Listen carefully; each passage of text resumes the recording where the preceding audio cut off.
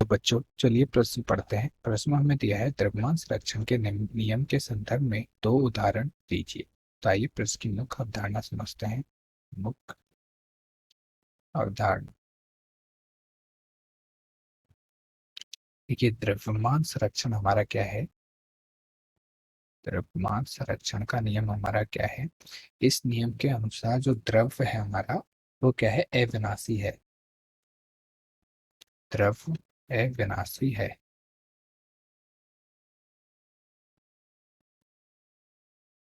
द्रव्य अविनाशी है अर्थात द्रव को न तो ही उत्पन्न किया जा सकता है, न ही इसको नष्ट किया जा सकता है। द्रव्य को न तो उत्पन्न किया जा सकता है,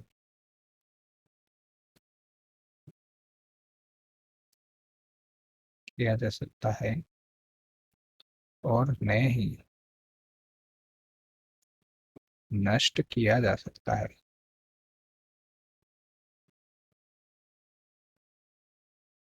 किया जा सकता है, या फिर हम क्या बोलें कि किसी रासायनिक अभिक्रिया में अभिकारक अणुओं का कुल द्रव्यमान उत्पाद अणु के कुल द्रव्यमान के बराबर होता है।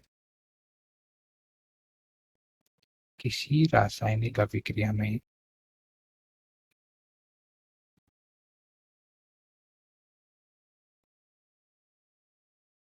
अभिक्रिया में अभिकारक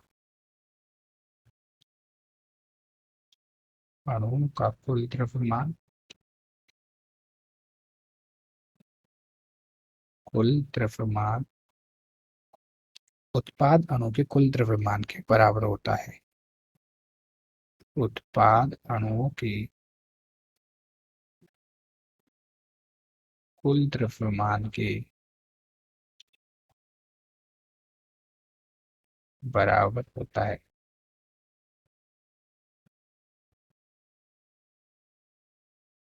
बराबर होता है।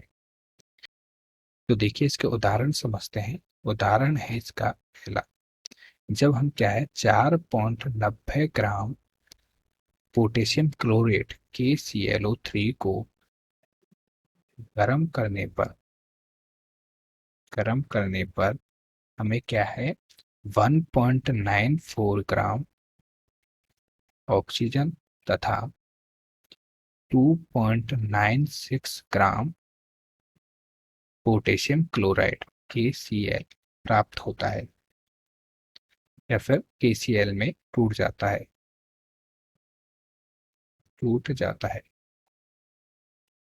तो ये हमारा क्या है, द्रव्यमान संरक्षण नियम का पालन करेगा, क्योंकि रासायनिक अभिक्रिया में अभिकारक अणुओं का कुल द्रव्यमान और उत्पाद अणु के कुल द्रव्यमान के बराबर होना चाहिए। देखिए हमें प्रश्न में क्या दिया है, जो KClO3 है हमारा, ये गर्म करने पर किस किस में टूटता है, KCl प्लस O2 में, O2 में टूटता है। और यहाँ पे हमें KCl, तो यहाँ पे द्रव्यमान संरक्षण नियम के अनुसार द्रव्यमान संरक्षण नियम से क्या होना चाहिए, KClO3 का भार, KClO3 का भार बराबर होना चाहिए KCl का भार प्लस ऑक्सीजन का भार, ये बराबर होना चाहिए हमारा। अब देखिए KClO3 का भार हमें कितना दिया है, 4.90 ग्राम, ये होना चाहिए 2.96 ग्राम KCl का और 1.94 ग्राम ऑक्सीजन का। तो जब हम इसे जोड़ेंगे तो ये भी हमारा कितना निकल के आएगा, 4.90 ग्राम। तो इससे क्या पता चलता है कि अभिकारक तथा उत्पाद की भार समान है, तो ये द्रव्यमान संरक्षण नियम का पालन करता है। दूसरा उदाहरण है हमारा 5.85 ग्राम NaCl एवं 17 ग्राम AgNO3 अभिक्रिया करके अभिक्रिया करके क्या है 14.35 ग्राम AgCl तथा 8.5 ग्राम NaNO3 बनाते हैं। तो देखिए हमें क्या है जो NaCl है, NaCl और AgNO3 आपस में अभिक्रिया करके क्या बनाते हैं AgCl प्लस NaNO3।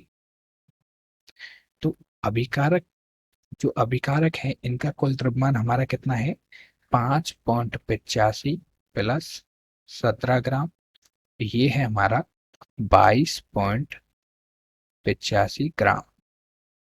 और उत्पाद अणुओं का यदि हम देखें तो 14.35 प्लस 8.5, तो ये भी हमारा क्या है 22.85 ग्राम। तो ये क्या है द्रव्यमान संरक्षण नियम का पालन करते हैं। तो आशा करता हूँ आपको प्रश्न समझ में आया होगा। धन्यवाद।